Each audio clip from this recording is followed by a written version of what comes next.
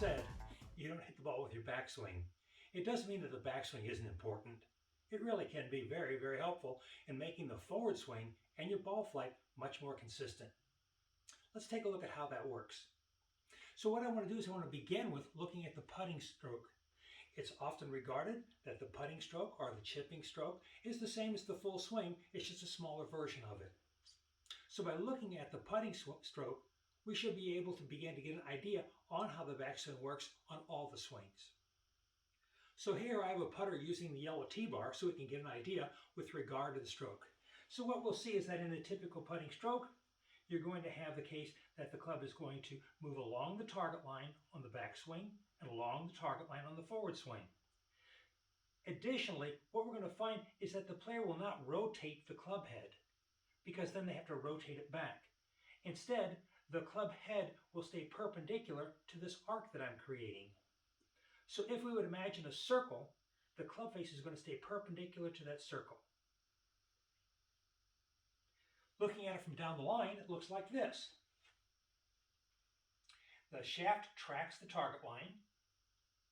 The club head maintains its orientation to the arc so that as I make a forward swing, there's no manipulation that's necessary. The club just comes right back to square where it had started. The backswing then serves those two purposes. One is to get the club to swing along the target line, which is going to make it much easier for us to get a sense of swinging along that same direction forward. Second is to make the backswing without turning or twisting the club and manipulating the club face, which would cause us to have to compensate on the way forward. The third function of the backswing is that as I make the backswing, it engages my torso muscles here so that I can use those muscles then to propel the club forward. Now on a putting stroke, we don't need a whole lot of muscular action, but what we do want is we want to have that action available to us on the bigger swings, so we want to have the same kind of motion in our forward swing for all of our shots, in addition to what we're doing just with the putter. So let's take a look at the putter from its conventional setup. We'll go ahead and solve the club and address it. Now when we make the backswing, what we're going to observe is the position of the club head relative to me, the hands relative to me, and what we're going to see is that the club head is on a different plane than the hands are. There are 4 planes. The club head swings on one, the hands swing on the second, the hips on the third, the shoulders on the fourth. We can see that better if we take the club horizontal. If I bring the club horizontal, what we'll see is that the arms still have this angle, so the hands are at one level, the club head is higher, it's at a second level. The hips are the third, the shoulders are the fourth, and when I swing, all 4 of those stay on that plane. All 4 of those stay on that plane. Now let's take a look at that from the conventional setup position. So when I set up, all 4 are going to move on their own plane. They'll all move parallel to the target line, but on their own plane. If I take my hand off the putter so you can watch the putter head, what you're going to see is you're going to see it makes a circle on its plane. So the swing looks like this.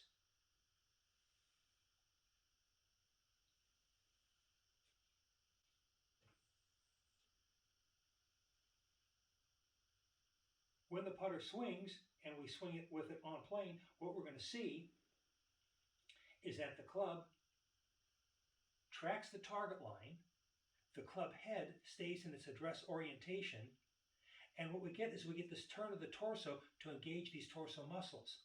Now they're available for me to bring the putter forward. Now with a putt, we don't need a lot of muscular action. But what we do want to do is to make a motion similar to what we're going to use in all the swings, where the torso muscles will be very important for the amount of speed we'll be able to produce on the club head.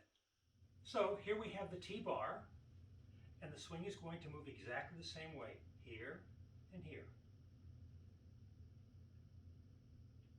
If we look down the target line, the shaft of the club is going to point at the target line as I swing back. The shaft of the club will look at the target line as I swing forward. So let's do this.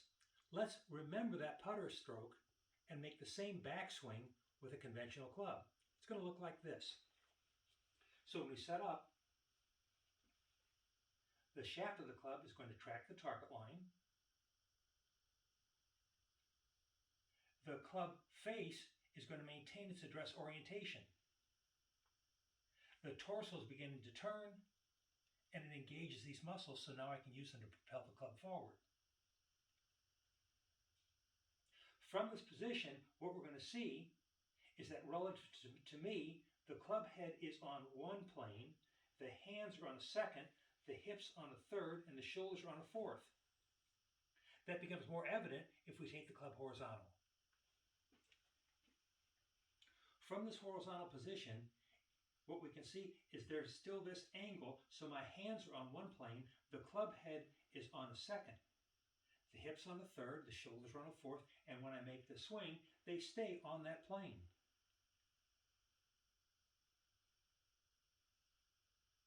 When I'm back at address, they stay on that plane, and what we'll see is that the butt of the club is going to stay on its plane like the putter did, and come here.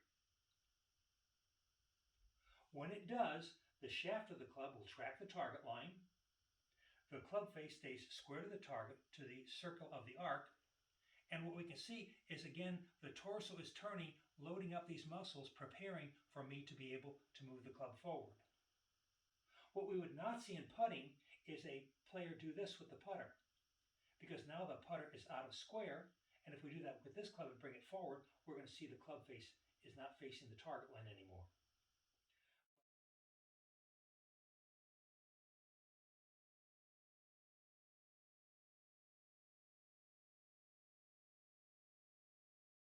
But if we take the whole club and swing it backward like so, now the club face maintains its relationship.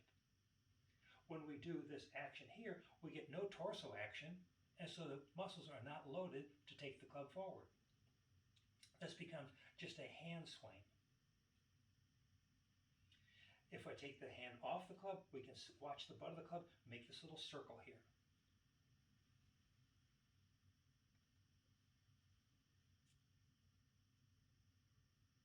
So what we see is that we can learn from the putter swing how the club should move on the backswing on all the clubs.